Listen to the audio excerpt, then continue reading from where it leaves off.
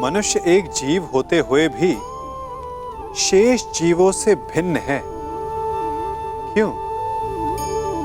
कारण मनुष्य जीवन समाप्त होने के पश्चात भी जीना चाहता है और इसका केवल एक ही मार्ग है, सम्मान, जो मनुष्य के मृत्यु के पश्चात भी जीवित रहता है। उस सम्मान को पाने के लिए मनुष्य वर्षों प्रयास और परिश्रम करता है और ऐसे में शत्रु के लिए सबसे सरल लक्ष्य बन जाता है आपका सम्मान। हम अपने शत्रु का अपमान करके उसके वर्षों से कमाए सम्मान को छिन्न भिन्न कर देना चाहते हैं, परंतु कर्म करने से पूर्व परिणाम पर एक बार विचार अवश्य कर लीजिएगा। वर्षों से संचित शत्रु के मान को भंग करके आपको संतोष अवश्य मिल सकता है, परंतु वो शत्रु अपने जीवन के शेष हर पल को उस अपमान के प्रति उत्तर में लगा देता है। इसीलिए सावधान रहिए। किसी का अपमान करना स्वयं आपके लिए भी हानिकारक सिद्ध हो सकता है।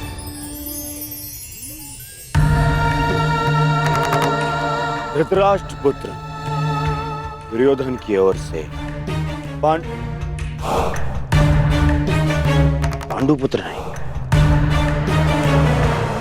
धर्मराज पुत्र युधिष्ठिर को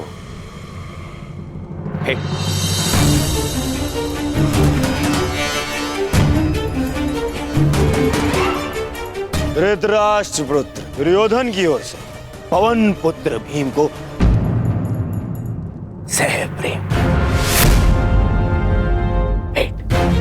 स्वीकार करें।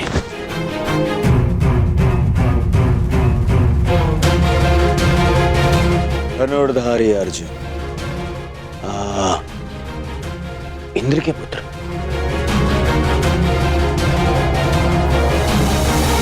गुरुवंशी धृतराष्ट्र के पुत्र दुर्योधन की ओर से भेंट स्वीकार करो।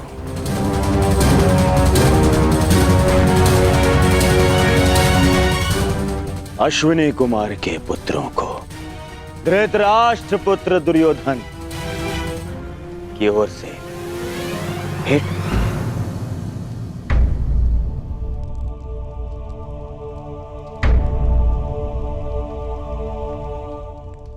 मुझे किस संबोधन से पुकारेंगे धृतराष्ट्र पुत्र? अब 5 पतियों की एक पत्नी को मैं क्या कह के पुकारूं?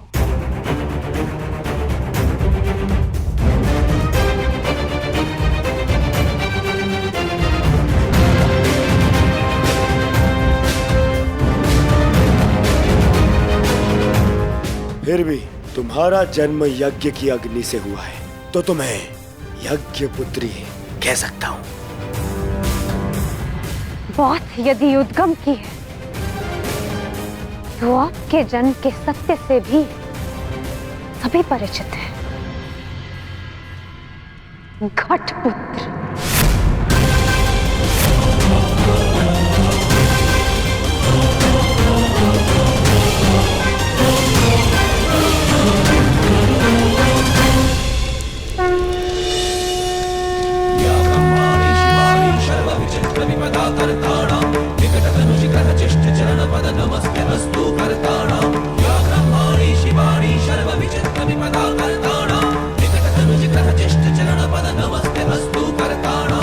अब राजसूय यज्ञ संपन्न हुआ। अतिथियों के पूजा के बाद ही आप सम्राट सिद्ध होंगे।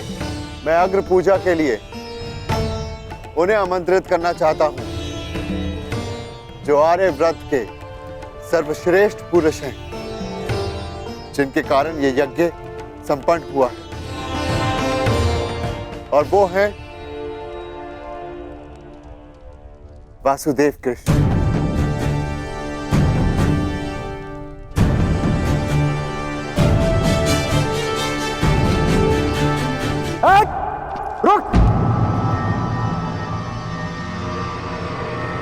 अब समय आ गया है इस यज्ञ के विध्वंस का और शिशुपाल की दुष्टता के प्रारंभ का। समय आ गया है शिशुपाल की धृष्टता के अंत का। किसकी अग्र पूजा कर रहे हो युधिष्ठिर? इस कृष्ण की? हट! अग्र पूजा उसकी होती है जो हर क्षेत्र में सर्वश्रेष्ठ हो, हर क्षेत्र में अग्र हो। और ये कृष्ण, ये तो छल करने में अग्र है। मैं इसको सर्वश्रेष्ठ नहीं मानता। शिशुपाल, अग्र पूजा किसकी की जाए वो यज्ञ के आह्वानकर्ता का अधिकार है। आप अपनी मर्यादा से बाहर जा रहे हैं। निसंदेह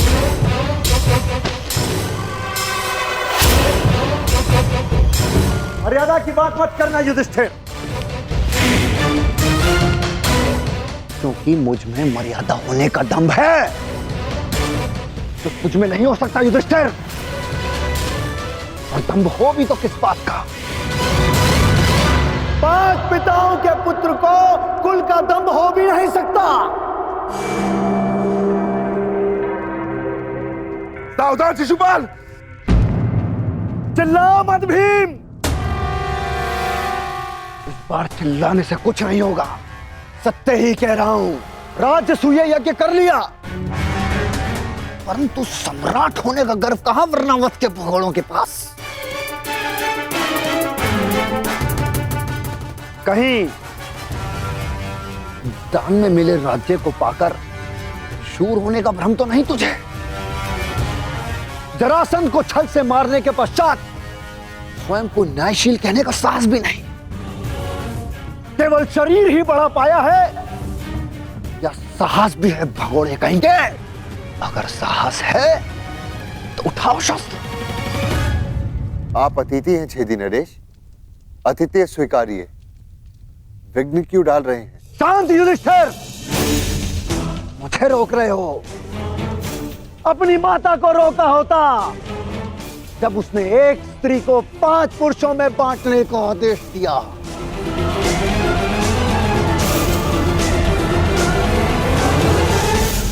स्त्रियों का सम्मान करना सीखो शिशुपाल। ये मत भूलो कि तुम भी एक नारी की कोख से जन्मे हो। ये देखो, श्री कृष्ण वासुदेव बोले, सार का सबसे बड़ा पाखंडी, छली, कामी मुझे सिखाएगा कि किसका अपमान किया जाए, किसका सम्मान।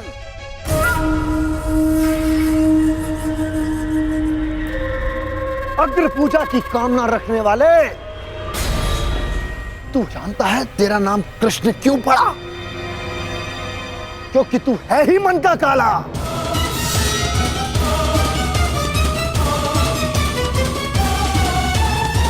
तेरे माता पिता ने तुझे जन्म देते ही इसलिए त्याग कर मथुरा से गोकुल पहुंचाया क्योंकि तेरे पांव देखते ही भाप गए थे कि तू कुलनाशक सिद्ध होगा।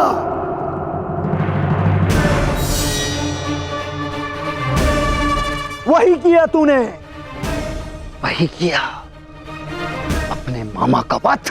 जीभा और अश्व की गति एक समान होती है शिशुपाल। यदि उसके रास को कसकर ना रखा जाए तो अश्व अपने सवार को गिरा देता है और जीभा बोलने वाले को। श्री कृष्ण वासुदेव की बड़ी बड़ी बातें, अरे जो सत्य है उसको कहने में जिह्वा को लाज कैसी? बचपन से धूर्त रहा है तू।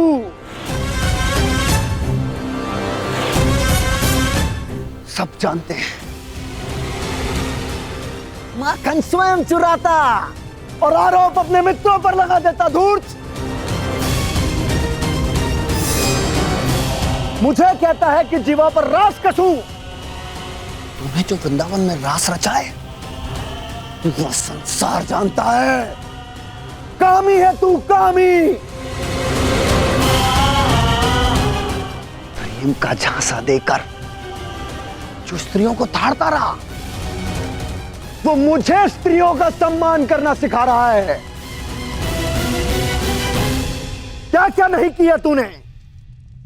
स्नान करती स्त्रियों के वस्त्र तूने चुराए। अरे गोकुल की विवाहित महिलाओं को मोहित करके उनका चरित्र पतन तूने किया।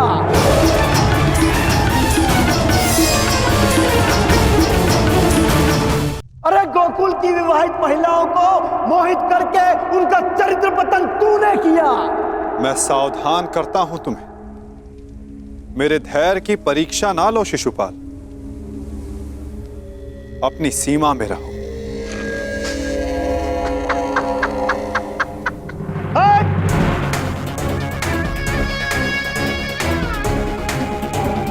धैर्य तो मेरा टूट गया है।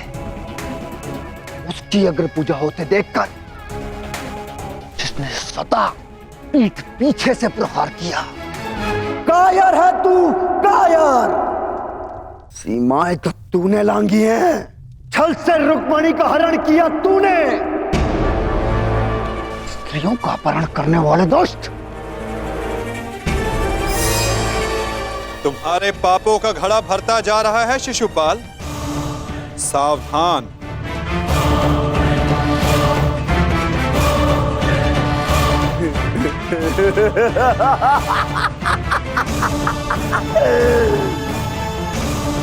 क्या करेगा तू? युद्ध करेगा मुझसे जैसे जरासंध से किया? रण छोड़।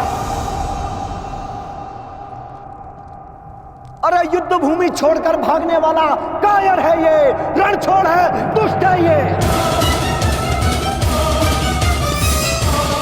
क्या करेगा तेरे ये दास पांडव?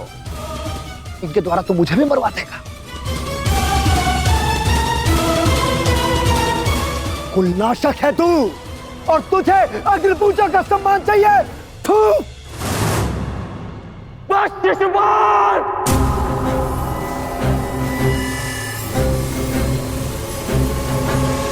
अपनी सीमा को वश में रखो। हट। मुझे एक सूत पुत्र की मंत्रणा की आवश्यकता नहीं है। ये मेरा और इस ग्वाले का प्रकरण है।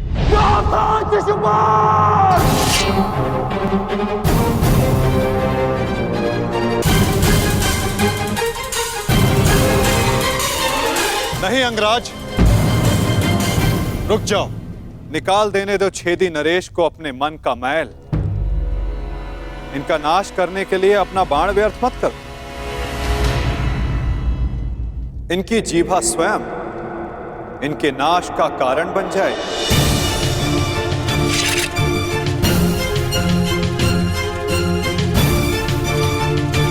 ऐसे बालक योद्धाओं को तू अपने छल से वश में कर सकता है,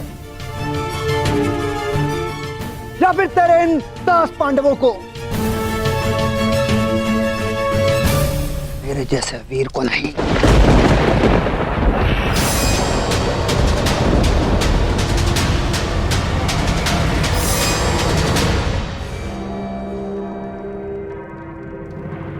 श्री, इस कृष्ण ने विषय को अपनी ओर मोड़ लिया है। शिशुपाल के 100 अपराध भी पूर्ण होने वाले हैं। इसे रोकना होगा।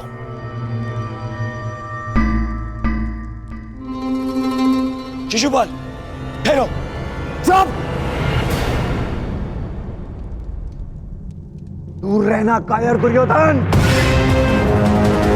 स्वयं से कुछ होता नहीं है और मुझे रोक रहे हो। बैठे रहो अपने मामा को त्रिया पकड़कर। आज इस स्त्री के मान का पाखंड करने वाले को उसका उचित स्थान दिखाकर रहूंगा मैं।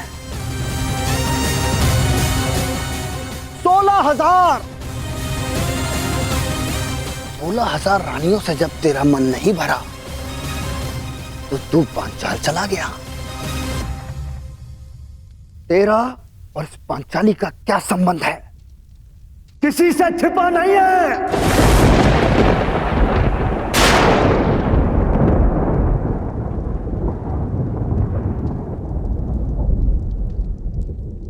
पांचाली का विवाह तूने जानबूझकर इन पांडवों से करवाया, क्योंकि तू जानता है ये मूर्ख कभी तेरा विरोध नहीं करेंगे।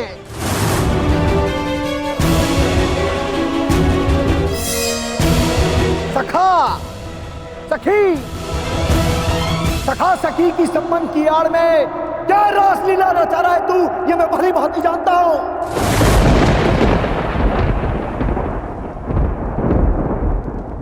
पर स्त्री गमन करने वाला पापी नहीं, महापापी है तू।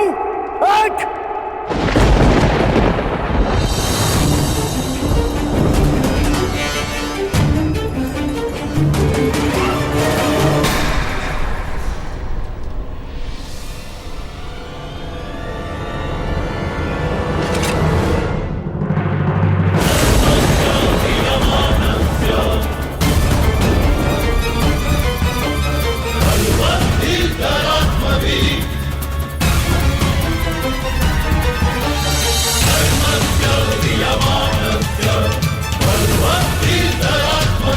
तुम्हारे पापों की सीमा समाप्त हुई और मेरी सहनशीलता भी।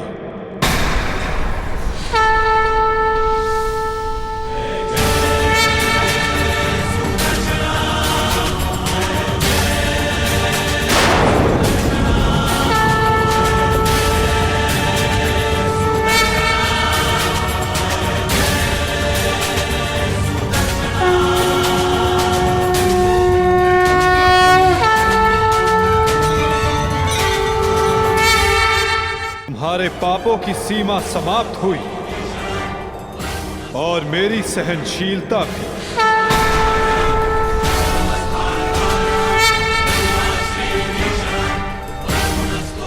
शिशुपाल, तुम्हें जो वरदान मिला उसे पाकर तुम अमर भी हो सकते थे। मृत्यु का भय नहीं था। इसलिए संसार और मानवता की भलाई के लिए, उसके कल्याण के लिए तुम वो कार्य कर सकते थे जिनके लिए तुम्हारा नाम सदा स्मरण किया जाता शिशुपाल। परंतु शक्तिशाली होने के अहंकार में तुम अपने वरदान को व्यर्थ कर बैठे शिशुपाल।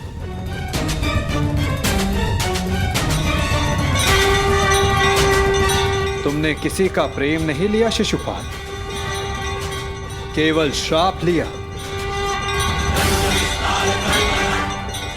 अब देखो, तुम्हारा अंत, तुम्हारी मृत्यु तुम्हारे समक्ष है। ये क्या कर रहे हैं वासुदेव? ये अन्याय है। मैं इसका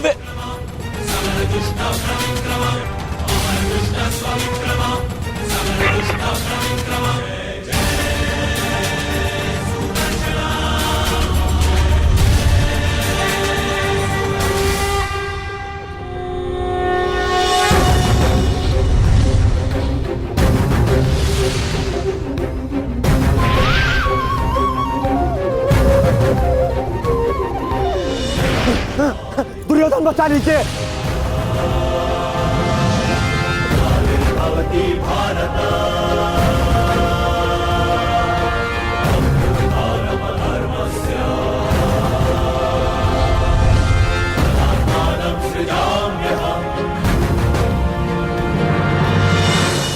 महाराज, मेरी रक्षा करो, मैं दोस्त हूँ, कायर हूँ, मैं क्षमा चाहता हूँ, मेरी रक्षा करो।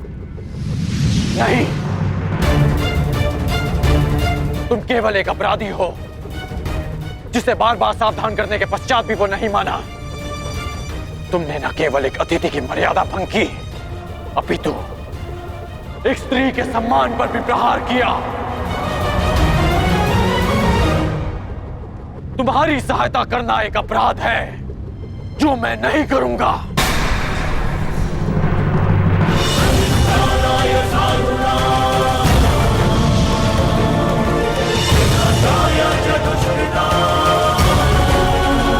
वासुदेव, क्षमा करना।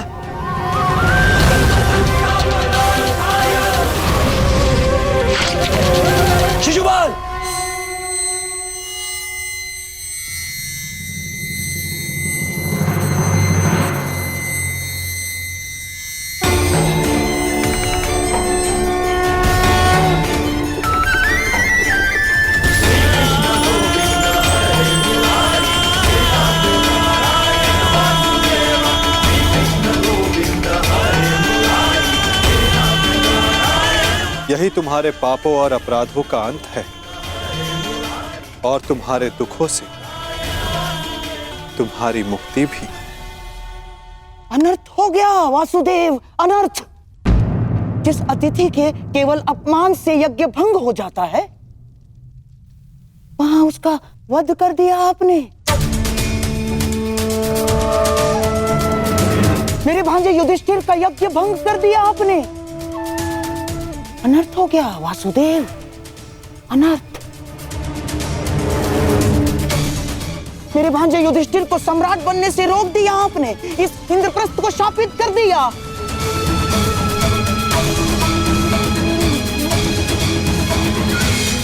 मामा श्री उचित कह रहे हैं। ये यज्ञ भंग हो गया। नहीं दुर्योधन, प्रथम आतिथ्य ने अतिथि का वध नहीं किया। दूसरा, अतिथि अपनी सीमा और मर्यादा का उल्लंघन बार बार समझाने के पश्चात भी कर रहा था, इसीलिए प्राण खोने से पूर्व उसने अपना अतिथि का पद खोया। तीसरा, उसने अपराध किया जिसका उसे दंड मिला। और चौथा, जहां अपराधी को मुक्ति मिले वो स्थान श्रापित नहीं, सम्मानित होता है दुर्योधन।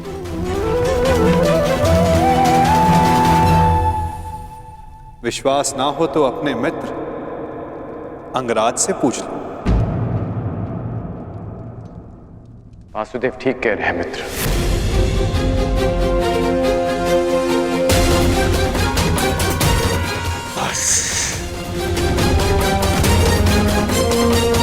मित्र शांत हो जाओ। इस समय तुमने कुछ कहा या किया वो तुम्हारे विरुद्ध जाएगा।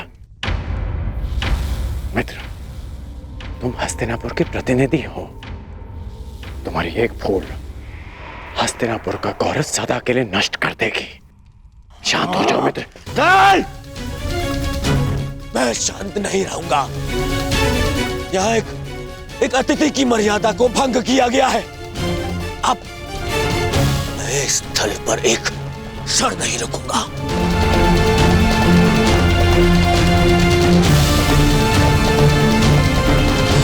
दुर्योधन, दुर्योधन, जो सोच कर आए थे वो कुछ नहीं हुआ।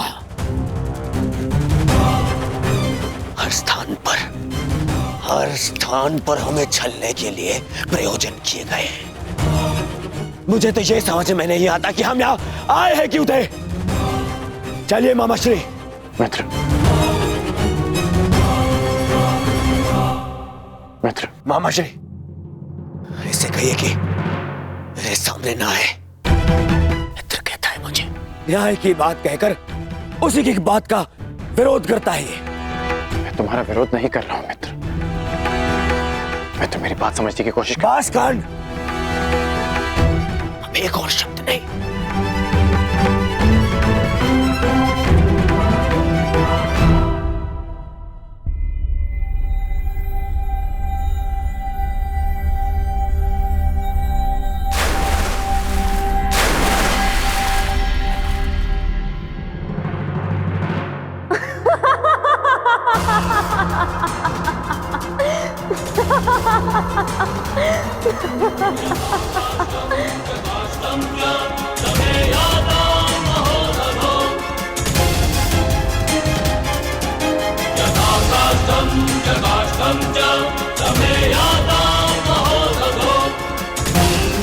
सबकी उनके पिता से तुलना करने वाला स्वयं भूल बैठा कि वो किसका पुत्र है।